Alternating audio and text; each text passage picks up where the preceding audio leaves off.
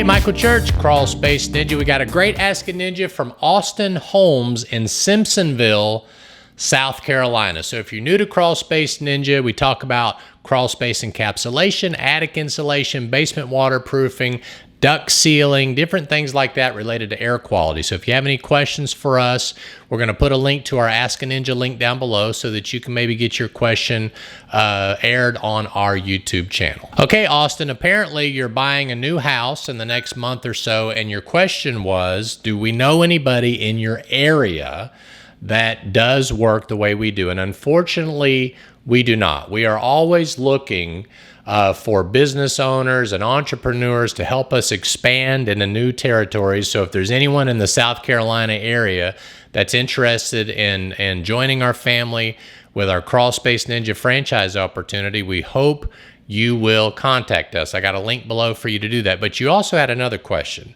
The new home that you're buying apparently needs the vapor barrier repaired. Is this a fix I can do myself while we form a long-term game plan? And that's a great question. All right, so a long-term game plan for DIYing your crawl space for me is always controlling humidity and standing water. Those need to be the first two things that I would tackle. Okay, so if you have high humidity and standing water, I would make sure you address those as quickly as possible. But of course, the vapor barrier is part of both of those solutions.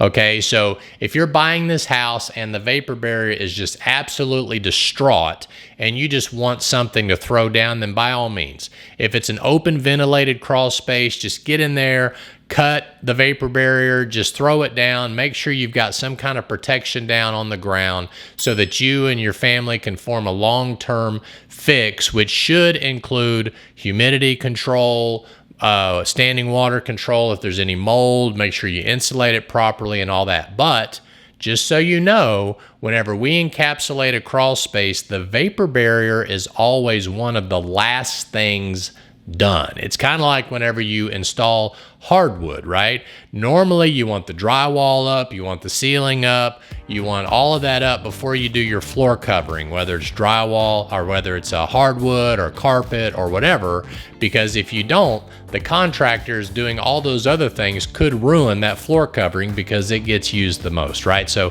hope that helps answer your question. My name is Michael Church with Crawl Space Ninja. Hope you make it a happy and blessed day. We'll see you later.